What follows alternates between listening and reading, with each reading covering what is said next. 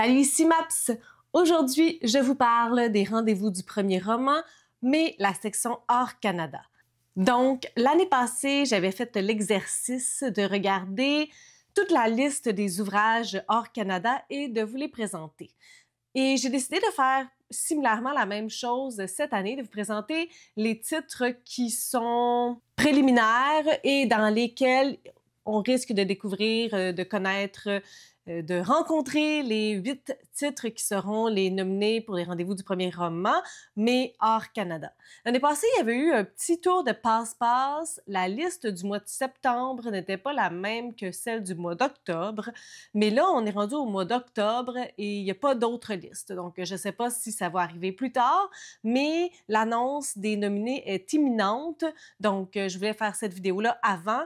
Et si d'ici la fin de la semaine, avant que je publie cette vidéo-là, les nominés sont sortis, ben j'inclurai cette petite section-là de comment est-ce que je veux les lire et qu'est-ce que je pense que ça va être comme classement. Et sinon, ben je ferai une deuxième vidéo pour ça, parce que je sais pas quand est-ce que ça va être publié, j'ai pas vu de date nulle part. C'est toujours très secret, étrangement. Ça devrait être comme hypé, puis mettre la promo là-dessus, puis le marketing et tout. Étrangement, c'est tout le temps comme sous silence, puis on le sait la journée même. Alors, allons-y. L'année passée, je les avais placés en maison d'édition. Cette année, j'ai décidé tout simplement de prendre l'ordre alphabétique de la liste préliminaire. Alors, je vous présente les 30 titres. Il y a quand même pas mal de titres. Je les ai pas comptés. J'ai dit 30 au hasard, mais je vous mettrai le bon chiffre ici. Le premier titre, c'est Le nain de Whitechapel de Cyril Anton. Donc, on est à Londres à la fin du 19e siècle. On va suivre Octave, un nain ou une personne de petite taille. Je pense plus qu'on dit ça. En tout cas, il pense avoir trouvé l'amour avec Rosa, qui est à peine plus grande que lui. Mais les capots et médecins fous rôdent. Octave tente de contrecarrer leur plan. Je sais pas trop qu'est-ce que je pense de ce résumé-là. Je trouve ça comme ordinaire, dans le sens que comme ça se démarque pas, à part le fait que c'est peut-être deux petites personnes. Mais bon, peut-être que si je lisais sur l'historique de l'auteuriste, peut-être que j'aurais plus d'informations. Est-ce que c'est une réalité qu'il partage avec son personnage? Ça pourrait être intéressant. Mais pour l'instant, je suis pas vraiment vendue à ce titre-là. Et je faisais... j'ai relisé les titres hier, puis pour la plupart du temps, je suis moins vendue que vendue, mais bon, hein, c'est pas les résumés qui font la qualité de l'œuvre, c'est l'œuvre en elle-même. On verra ceux que je vais devoir lire. Le deuxième ouvrage, c'est Banc de brume de Sophie Berger. On est en 2020, cette fois-ci, dans un cimetière breton. Alice va tomber par hasard sur la tombe d'Olivier et Yvonne, son oncle maternel et son épouse. Ce qui est de particulier, c'est qu'ils sont morts en 1976 dans un accident d'avion de tourisme, une semaine après s'être mariés. La jeune femme va enquêter sur ce drame familial pour en savoir davantage sur ses parents, cette parenté qu'elle n'a pas connue. Donc moi, tout l'aspect enquête, absolument, je trouve ça assez intéressant. Je pourrais me plaire dans ce roman-là. Le prochain, c'est Le bateau blanc de Xavier Bouvet. On est en Estonie, septembre 1944. Entre la fuite des Allemands et l'arrivée des Russes, le pays a 5 jours pour retrouver son indépendance. Otto Tief et ses camarades vont créer un gouvernement. Il est prêt à diriger depuis Stockholm, le temps de recevoir l'appui des Alliés. Le bateau blanc censé l'emmener ne vient pas. Il va donc quitter son groupe, va se faire capturer, emprisonner et déporter. Donc, toute cette fin-là, moi, l'aspect plus politique, plus historique, peut-être moins, mais la fin, ça pourrait être assez intéressant de voir, de lire ce drame humain, puis de voir comment il s'en est sorti ou pas, de voir les effets de tout ça. Ça, je pense que ça pourrait être un élément qui me plaît. Le prochain, c'est Le carnaval sauvage de Pierre de Cabissol. On est à Cambaron, un village du sud de la France. Il y a un carnaval inspiré d'un rituel païen et orgiaque. Oui, oui, oui, oui, qui tient de l'orgie de la débauche. Ça, ma foi, ça pourrait peut-être m'intéresser. Ce carnaval-là est organisé pour fêter la fin des vendanges. Donc, après 3 ans d'absence, Maria va revenir dans son village natal qu'elle a fui après qu'on se soit moqué d'elle et rejetée en raison de son homosexualité. Elle espère retrouver Agnès, qui était son premier amour, mais son retour ravive les tensions et les haines. Donc ça, ma foi, ça m'intéresse. Les caractériels de Martial Cavatz. À Besançon, un garçon malvoyant grandit dans une famille dysfonctionnelle. Il va séjourner par la suite dans un institut pour enfants caractériels, puis dans un établissement pour malvoyants et non-voyants. Donc, toute cette thématique-là, moi, je trouve ça super intéressant. Je ne sais pas si, encore une fois, c'est partagé par l'auteur ou est-ce qu'il connaît des personnes qui ont été dans cette situation-là, mais ça, vraiment, là, il y a beaucoup de choses dans ce résumé-là qui me parlent. Tu refusais de l'appeler Ogre de Julie Cailleux. Ça a l'air d'une bibite comme résumé. C'est le récit d'une emprise, d'images tendres et cruelles, parfois violentes. La mémoire rembobine, gratte l'enfance jusqu'à la résilience. Pour conjurer son ogre, écharper les mauvais souvenirs, faire scintiller le présent, la vie se décolle du réel. Il en reste un regard, un angle, une façon à soi d'appréhender le monde. Donc, c'est le récit d'une femme qui décide de teinter ses ombres de poésie. C'est possiblement beaucoup trop métaphorique et abstrait pour moi, cet ouvrage-là. Le prochain, c'est La vie de ma mère de Majid Cherfi. Le père de Boris, le meilleur ami du protagoniste principal, est mort. C'est ça qui va amener Slimane, père divorcé de 2 grands-fils, à prendre des nouvelles de sa mère après 8 mois de rupture. De sa mère à lui ou de la mère de ses fils? On dirait que c'est une drôle de façon de construire cette phrase.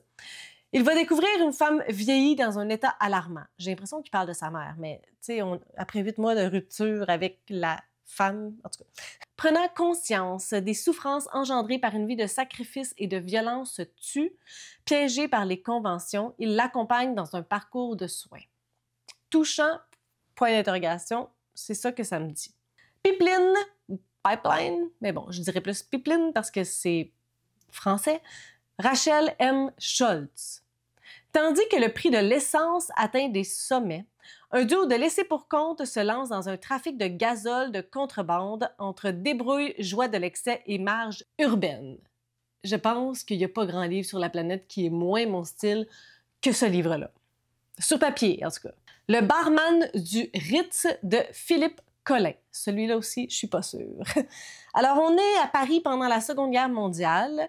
Alors que la ville est occupée, il y a un seul palace qui reste ouvert et c'est le Ritz, qui devient le quartier général de la Luftwaffe. J'imagine que ça se dit comme ça.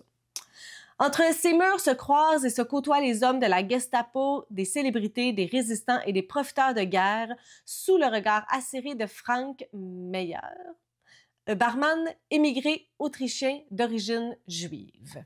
Il y a beaucoup d'historique là-dedans, mais j'aime l'historique, mais il faut que ça soit rendu d'une façon assez spécifique, particulière, précise. Chala, la danse de Dalia Daoud. On est dans un lotissement ouvrier où vivent 10 familles quand même, la plupart originaires du Maghreb. Bassou cherche sa place entre le bourg et ses cousins de banlieue. Les filles, quant à elles, tentent de s'émanciper des mœurs familiales, thématique très populaire ces dernières années. Avides de vivre libre dans la grande ville. Entre harmonie et discorde, les cultures se partagent à travers le chant, la danse ou encore la cuisine. Tout cet aspect de partage et d'apprendre sur une autre culture, je pense que ça pourrait être très intéressant, mais on dirait que comme je vois un livre où on est dans la maison, qu'il se passe pas grand-chose, peut-être plus comme atmosphérique, puis apprendre que comme vivre des affaires. C'est mon interprétation qui pourrait être complètement la mauvaise, une mauvaise interprétation. Un monde à refaire de Claire Deya. Hier, comme l'endroit, H-Y-E, accent grave R-E-S, été 1945. Revenu des prisons allemandes, Vincent recherche Ariane, la femme qu'il aime et qui a disparu. Il suit la piste du château d'Aiguières, où elle était employée au service des Allemands. Désormais prisonniers des Français, ces derniers sont chargés de déminer les plages. Pour les approcher, Vincent se fait engager comme démineur. Je suis pas trop sûre non plus de ce livre-là. L'aspect prison, j'aime beaucoup, mais on commence une fois qu'il est sorti de la prison. Donc, l'aspect aventure, voyage, juste comme ça, je pense pas. Je suis fait de leur absence, Tim dupe. Pierre s'est installé avec sa compagne Victoria dans la maison familiale de Roseville-sur-Mer, en Normandie, dans l'attente d'une offre de rachat. Le retour de son père, Henri, va le plonger dans ses souvenirs et lui évoque les visages de son passé. Sa mère, Sophie, qui est décédée lorsqu'il était enfant, ses grands-parents, Suzanne et Théodore, qui l'ont élevé. Il revit un drame qui l'a meurtri. Donc, l'aspect drame, ça pourrait être intéressant, mais je ne suis pas certaine du traitement qui va être fait dans cet ouvrage. Terre promise de Bénédicte Dupré-Latour. On est en Amérique au 19e siècle. Lors de la conquête de l'Ouest, des voix oubliées luttent pour s'en sortir, entre autres exilés et indigènes. Éléonore, la prostituée qui attend sa vengeance, Quinta, qui s'émancipe de sa tribu, Morgane, l'orpailleur prêt à tout pour défendre sa concession, ou encore Marie, qui arpente les champs de bataille. Pour moi, il y a beaucoup de monde dans ce résumé-là, donc ça serait comme mon petit flag que je me dis que c'est peut-être pas pour moi. La traversée des bois de Tristan Duverne. Une mère et son fils sont allés au cinéma en cachette du père. Étrange. Sur la route du retour, ils traversent une forêt où rôdent des êtres dangereux qui attendent, tapis, leur proie. Un récit d'enfance, allégorie d'une homophobie tenace et archaïque.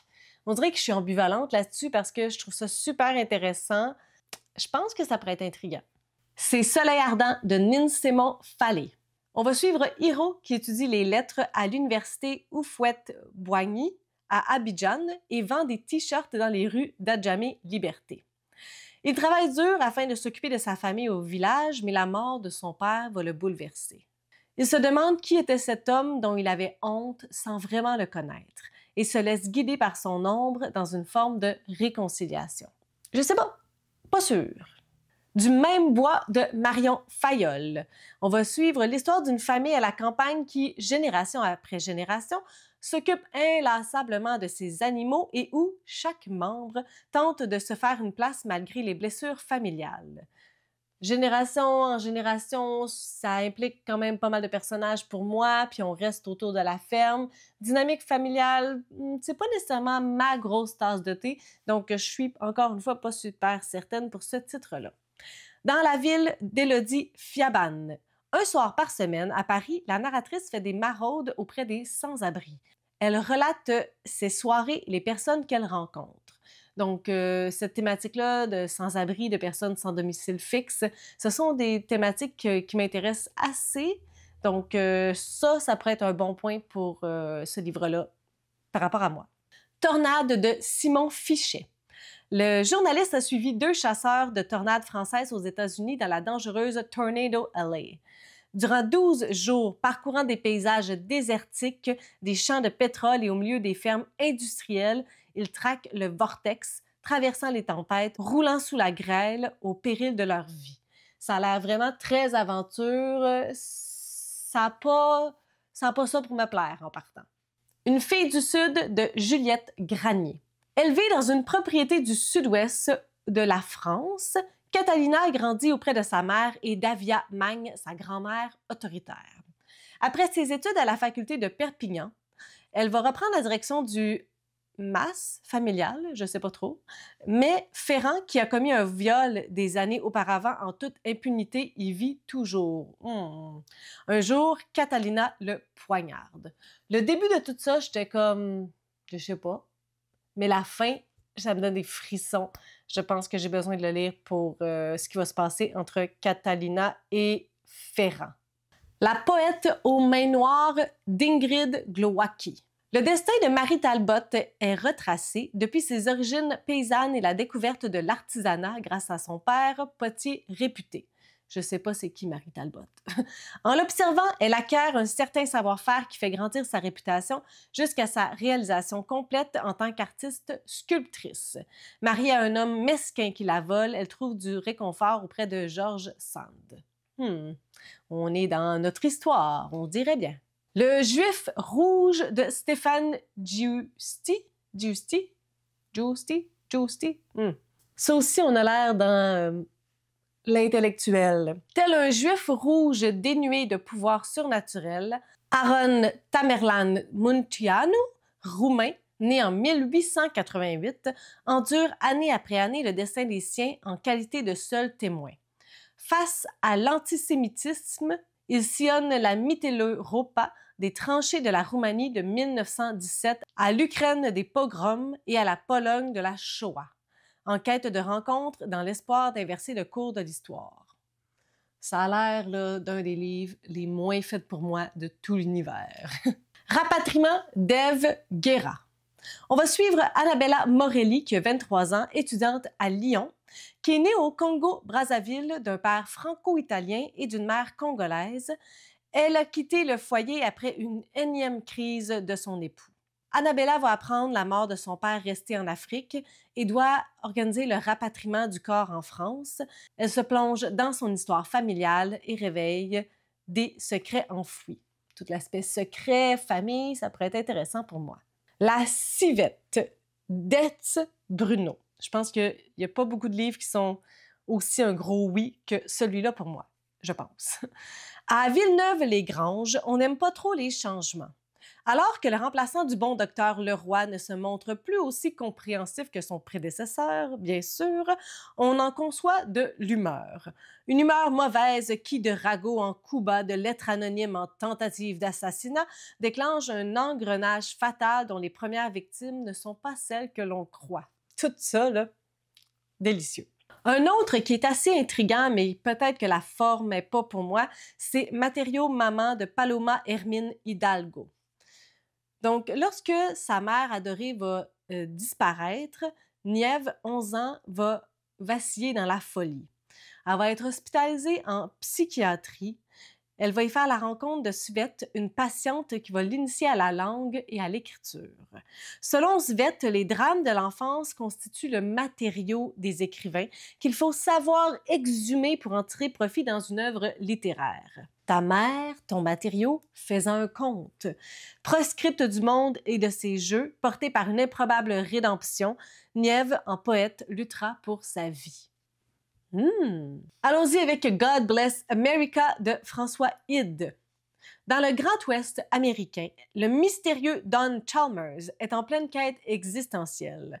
Randonneur spectral dans les paysages grandioses de l'Amérique profonde, mais néanmoins entouré d'une violence sourde qui le mène vers l'ultime révélation de son épopée. Non, pas pour moi. Échappée de Manon Junio. Dans une châteraie coupée du monde vivent 6 femmes et leurs enfants. Hébergées par la matriarche Anita, elles vivent dans ce refuge, y travaillent, dansent et se disputent loin des hommes qu'elles ont fuis. Une secte de femmes? L'une d'entre elles, Sophie, arrivée très jeune dans ce lieu, s'interroge sur cette vie isolée et explore les recoins de cette île pleine de surprises. Ça a-tu déjà existé, une secte dirigée par une femme? Mais là, ils sont juste 6, mais quand même, ça fait un petit peu ça. Eureka dans la nuit d'Anne-Sophie Kalbflesch. Lorsqu'un détective se présente chez Ellie, elle se confie sur sa relation avec May, partie 1 an et demi plus tôt pour suivre les baleines. Elle raconte Eureka, la ville dévote dans laquelle elle a grandi aux côtés d'un père violent, ainsi que sa poursuite de l'amour. Elle voit se dessiner le chemin qu'a emprunté sa mère par le passé et découvre les secrets qui hantent la ville. Secrets, famille, drame, on est là un petit peu tout le temps, aventure. Le tissu de crin de Jennifer Kerner. Paris, année 1950. Ida est première d'atelier chez un grand créateur de mode où elle est en charge de la collection masculine. Depuis 30 ans, elle se dévoue entièrement à son métier sans vraiment avoir connu l'amour.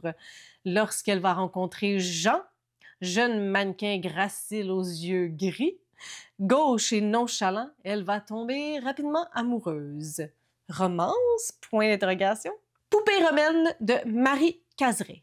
Une jeune femme débarque en Roumanie dans son village maternel où vivent sa grand-mère et sa tante, détruits par des années de communisme. Durant 6 jours, elle va enquêter pour faire la lumière sur le magma dans lequel elle s'est toujours sentie piégée.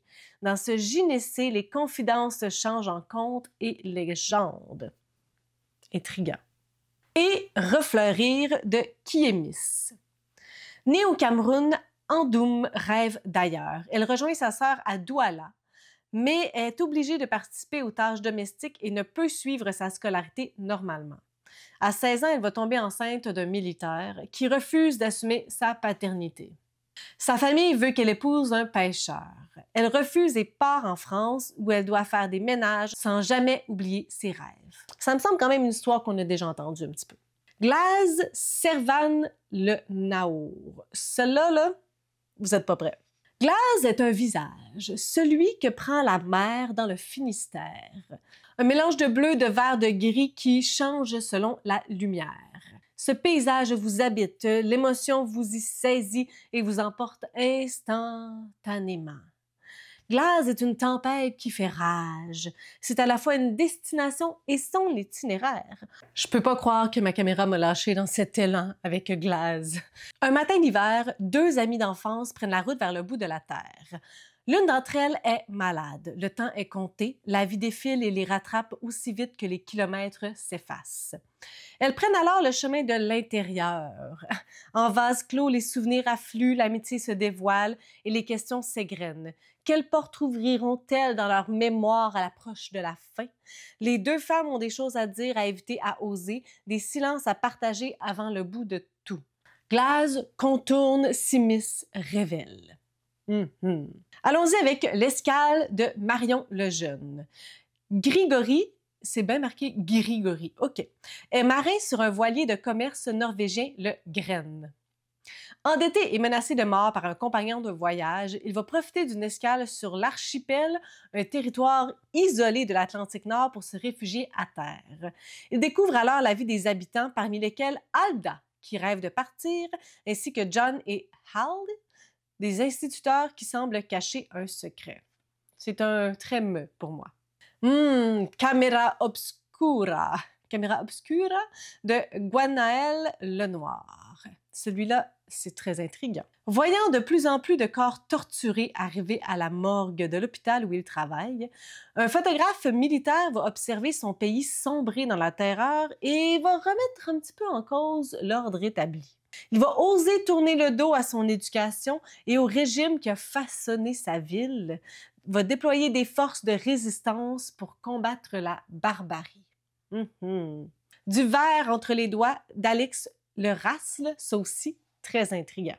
On est dans une famille quelque peu dysfonctionnelle. La narratrice va interroger les non-dits et le passé, révélant progressivement de profonds secrets et les mystères entourant la maison familiale. Un roman en vers. Sisyphe de Donatien Leroy. C'est une transposition moderne du mythe de Sisyphe. Donc, c'est un fonctionnaire au quotidien des plus banals et répétitifs. C'est pas mal ce qu'on a pour l'instant sur ça. Un de mes coups de cœur, je crois, c'est Fragile de Nicolas Martin. Et je dis coup de cœur sans l'avoir lu, mais je pense que s'il y a un livre de tout ça qui n'est pas nominé dans les 8 titres, lui, je veux le lire. Je m'engage à le lire. Dans un futur proche, la France est dirigée par l'extrême droite, tandis que la fertilité masculine s'est effondrée. Désormais, 8 enfants sur 10 sont de sexe féminin et 3 garçons sur 5 naissent avec le syndrome de l'X fragile.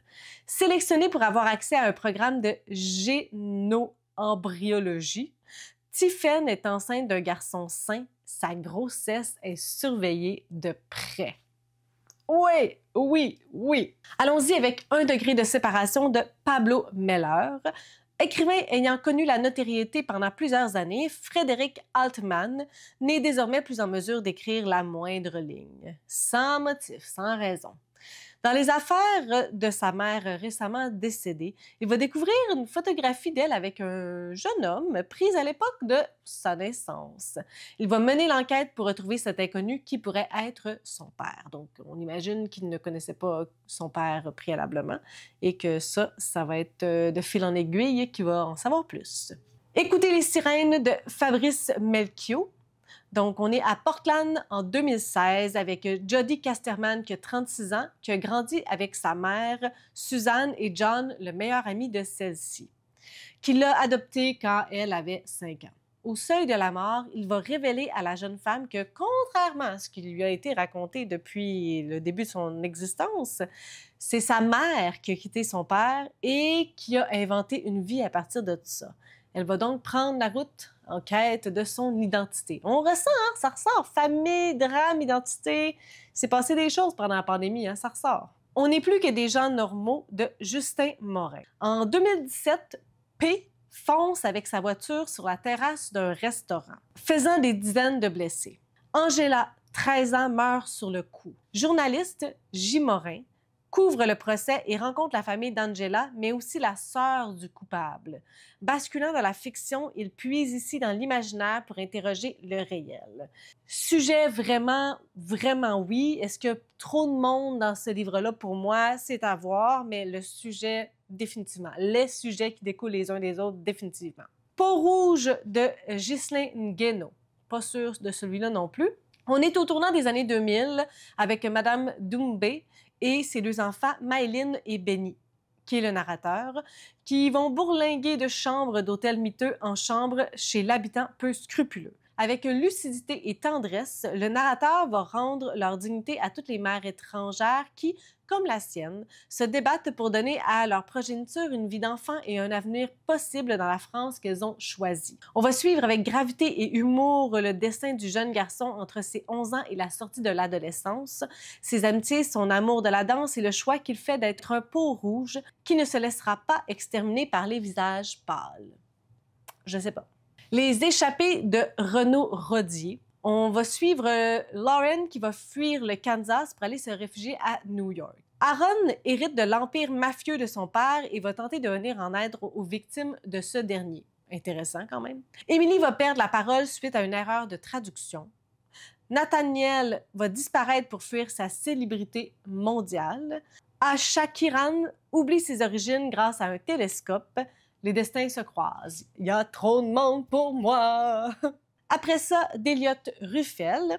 Donc, on est dans une petite ville du nord de la France. Deux amis se retrouvent pour tuer le temps, échapper à un père violent ou à un foyer désert.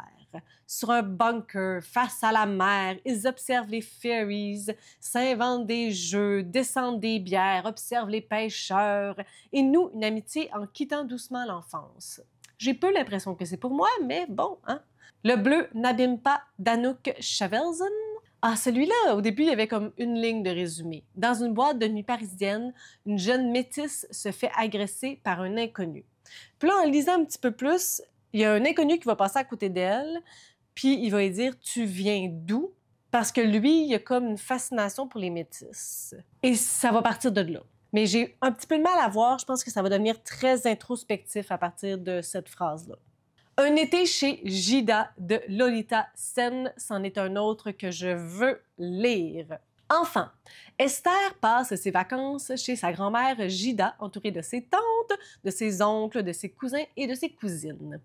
Parmi eux, il y a Ziri, le fils chéri de Gida, qui aime trop les enfants et lui demande régulièrement de l'attendre dans une chambre à l'étage.